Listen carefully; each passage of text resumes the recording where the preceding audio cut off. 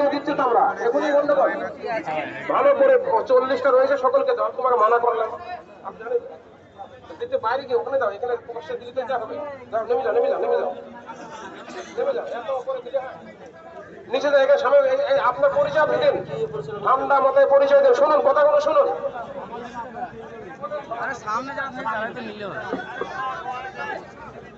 আরে বলছে যারা সামনে সারিতে থাকবে তাদের জন্য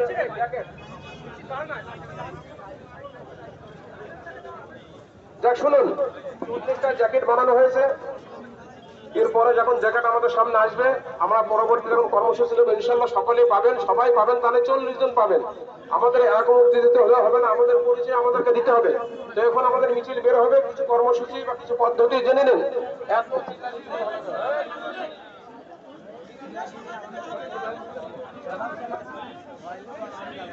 লাইভ হচ্ছে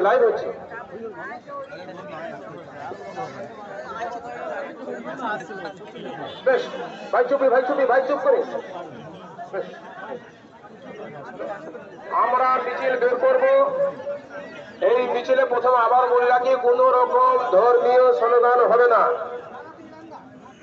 নারায়ে তাকবীর আল্লাহু আকবার বলার জায়গা আছে মাদ্রাসা আছে মসজিদ আছে সেখানে হবে এখানে কোনো ধর্মীয় স্লোগান এই জন্যই হবে না আমার অনেক অমুসলিম ভাই আমাদের সাথে রয়েছেন আমি দেখতে পাচ্ছি ডিআইবির প্রতিনিধি তিনি ঘুরছেন এখানে আমি দেখতে পাচ্ছি গোয়েন্দা বিভাগ ঘুরছে আমি চোখের সামনে তাদেরকে ওয়েলকাম স্বাগতম জানাই অনেক সাংবাদিক ভাই আমাদের সামনে রয়েছেন তাদেরকে অসংখ্য ধন্যবাদ অনেক সিভিক ভাই যারা আমাদেরকে নিয়ে যাবে তারাও রয়েছেন এবং অনেক অমুসলিম ভাই আমাদের সাথে হাঁটবেন অতএব এখানে কোনো ধর্মীয় স্লোগান হবে না ওয়াকফ বিল বাঁচাও যে স্লোগানগুলি যাদেরকে দেবো তার বাইরে কেউ বলবেন না আমরা যাব এমন ভাবে যাব সুশৃঙ্খল ভাবে যাব শান্তিপূর্ণ মিছিল হবে আমাদের জনগণের প্রতি কোনো রাগ নেই না হিন্দু না মুসলিম না খ্রিস্টান না জৈন কারোর প্রতি আমাদের কোনো রাগ নেই তাদের প্রতি আমাদের আক্রোশ নেই বিদ্বেষ নেই আমাদের লড়াইটা হলো সরকারের সাথে লড়াই অতএব সাধারণ কোনো দোকানদারের সাথে আমাদের লড়াই নয় কোনো যাত্রীর সাথে আমাদের লড়াই নয় আমাদের মিছিল যাবে মিছিলের মাঝখানে কোনো মহিলা যদি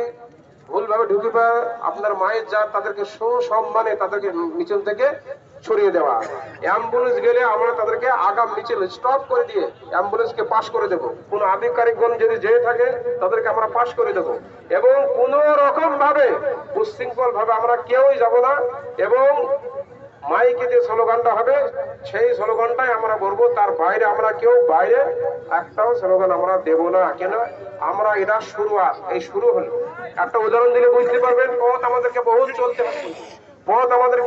চলতে হবে আপনার ক্ষত হয়েছে কত টাকা প্রথম অ্যাডভান্স সারাতে গেলে আপনাকে ডাক্তার বাবুর কাছে যেতে হবে নিয়ে 3 তালাক থেকে নিয়ে যা করেছিল সব অনেকটা অসহ্যের বাইরে কিন্তু এটা একদম সীমা অতিক্রম করেছে মোদী সরকার তো আমাদের এই ক্ষত টাকা সারাতে গেলে আমাদেরকে অনেক রকম ভাবে অনেকবার আমাদেরকে ড্রেসিং করাতে হবে প্রয়োজনে আমরা এই যে আপনাদেরকে ডাকলাম একটাই কারণ সেটা হলো আপনার আজকের এই কর্মসূচির মাধ্যমে আপনাদেরকে বলতে চাই সামনে 10 তারিখে কলকাতা আপনার রামলীলা ময়দান আপনার ওই শিয়ালদার কাছে রামলীলা ময়দান মুলালির কাছে রামলীলা যে ময়দান সেই ময়দানে শহীদ মিনারে জমিয়ত উলামা হিন্দের ডাক দিয়েছে মৌলানা সিদ্দিকুল্লাহ চৌধুরী এবং মাহমুদ মাদানির নেতৃত্বে আপনারা ওখানে যাবেন এখান থেকে 7টা 4 একটা ট্রেন ওই ট্রেনটায় যাবেন এবং 5টা 45 আর 42 ট্রেন এই দুটো ট্রেনে আমরা যাব সম্ভবত আমরা বেশি সংখ্যক যাব 7টা আপনার 4 এই ট্রেনে আমরা রামলীলা ময়দানে যাব আগামী বৃহস্পতিবার 10 তারিখে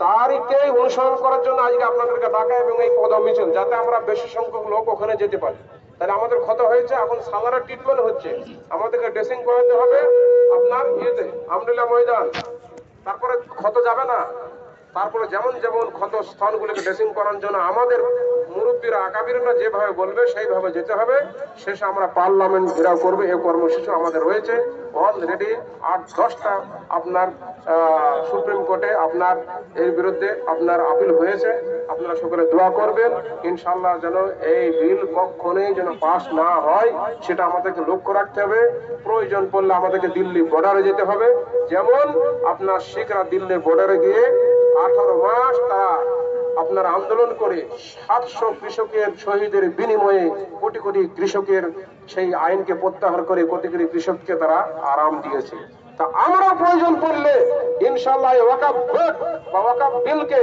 রক্ষা করতে গিয়ে জান দিতে সাত কেন 7 চক্ষ গেলেও কোনো সমস্যা নেই, আছে কোনো সমস্যা নেই। কিন্তু মাথায় রাখবেন, অনেকজন আপনাকে সুরসুরি দেবে, এই এটা ভাঙচুর কর, এই ট্রেন অপরাধ কর। ট্রেন অপরাধ করে আপনার লাভটা কি? অনেকজন আমাকে ফোনে বলছে ট্রেনটা অপরাধ করলে কেমন হয়, আপনার লাভ কি? যাত্রীগুলো ওখানে তো কোনো মা থাকতে পারে, কোন ক্যান্সার রোগী থাকতে পারে, আর আপনাকে ট্রেন অপরাধ করতে জমিয়তুল উলামা হিন্দ বলেছে? বলেও নি। তাহলে আপনার লাভটা কি? এগুলো হচ্ছে আবেগ। আবেগে একটু কাজ করবেন না। আবেগে কাজ করলে কিন্তু মিছিল এখানেই থেমে যাবে, অর্থাৎ আমরা আর আগে বাড়তে পারবো না। নুপুর শর্মা যেমন, তার বিরুদ্ধে একটা ভালো একটা প্রোগ্রাম চলছিল আমাদেরকে, কয়েক জায়গায় ট্রেন ভাঙচুর করলো, ব্যাস মিছিলটা থেমে গেল। এ কাজ কেউ করবেন না। বড়রা যেভাবে বলছেন সেইভাবেই আপনাদেরকে যেতে হবে। এতে আপনার বরকত আছে, এতে আপনার আপনার আন্দোলনটা কর্মসূচিতে বহুত দূরে যাবে। তো সেভাবে করবো ইনশাল্লাহ। আমাদের টার্গেট সালান নাই, কলকাতা নাই, আমাদের টার্গেট দিল্লি পার্লামেন্ট। কি বলছেন? সেইভাবে যেতে গেলে গণতান্ত্রিক পদ্ধতিতে সুষ্ঠুভাবে সংবিধান যে অধিকার দিয়েছে সেই অধিকার নিয়ে দেশের স্বার্থে দেশকে রক্ষা করতে এবং সংবিধানকে রক্ষা করতে একটা সুনাগরিক যেভাবে সুষ্ঠুভাবে আন্দোলন করে সেই আন্দোলন আমরা করব। মনে রাখবেন, শান্তিপূর্ণ একটা প্রতিবাদ, শান্তিপূর্ণ ভাবে প্রতিবাদ 100 কামালের গোলাবারি অপেক্ষা ভয়ঙ্কর শক্তিশালী। সেভাবে যাবে ইনশাল্লাহ। আমরা কর্মসূচি একটু পরিবর্তন হয়েছে বলি, আমরা প্রথমে রুট দিয়েছিলাম, রুটটা যাবে আপনার চৌরঙ্গি মোড় হয়ে, আপনার ওদিকে চালপট্টি হয়ে, হাড়িপাড়া মোড় হয়ে এই আপনার এই রোড দিয়ে চলে আসবো। ওটা একটু পরিবর্তন হয়েছে, প্রশাসনকে বলা হয়েছে। পরিবর্তনটা বলতে গেলে আমরা যাব 1 নম্বর রেলগেট পার হবো। 1 নম্বর রেলগেট পার হবো, ওখানে যদি গেট পড়ে যায়, আপনার উত্তেজিত হবেন না, চিল্লাবেন না। ওই যে ট্রেন থেকে কেউ কিছু বলবেন, হাজি সবুর, সৌদি আরবে যারা গেছেন হজ করতে, হাজি সবুর, এক কথাতে কোটি কোটি লোক সবুর হয়ে থাকে। হ্যাঁ, তাই না? ফালা রফসা ওয়ালা ফুসুক, কোরআন শরীফের 11টি অক্ষর। সেখানে এমন কিছু করো না যে গন্ডগোল হয়। ফালা রফসা ওয়ালা ফুসুক, খারাপ কথা বলো না, সীমালঙ্ঘন করো না। এই 11টি কোরআনের আয়াত মানার কারণে কোটি কোটি হাজী সাহেবগণ সেখানে সুরক্ষিত ভাবে সুন্দরভাবে আপনার পালন করছে। আমরা পারবো না? আমরা তো সেই জাতি। তো ট্রেন যেতে পড়ে যায়, চুপচাপ থাকবেন। বাড়ি থেকে যদি কেউ কিছু বলে, আপনি জানলা দিয়ে এই মার এমন কেউ করবেন না, ধৈর্য ধরবেন। আপনাকে অনেক কিছু উত্তেজিত ভাবে করবে, তাদের পাতানো পাদে আপনি পা দেবেন না। তো ওখান থেকে গিয়ে 2 নম্বর রেলগেট পার হবে। 2 নম্বর রেলগেট পার হয়ে আপনার বিডিও অফিসের গা দিয়ে গিয়ে কাজীপাড়ায় আপনার ওখানে যে এটিএমটা আছে, জাহাঙ্গীর ডাক্তারের বা মানে ওই গলি দিয়ে বা ওই রাস্তা দিয়ে কদর আলী সাহেবের আপনার যে আপনার দোকান রয়েছে, ওই দোকান দিকে শেখ পাড়ার ভেতরতে আসবে। কেন? ওই দিকটা পুরো ফাঁকা হয়ে যায়, বিরাট রাস্তা, অনেকের অভিযোগ যে এতটা হাঁটতে পারবো না, তাই জন্য এই দিকটা বাড়ালাম। ইনশাল্লাহ সেভাবে যাবো ইনশাল্লাহ। আর শেষ পর্যন্ত আমরা থাকবো ইনশাল্লাহ এই আপনার মিছিল পেয়ে। আর আগামী 10 তারিখ রবিবার, তার জন্য আপনাদের ডাকা। আপনারা সকাল সকাল সবাই চলে আসবেন, একসাথে যাবো। হুজুর 2 মিনিট বলি, সেই দেবো কলকাতা বলবো।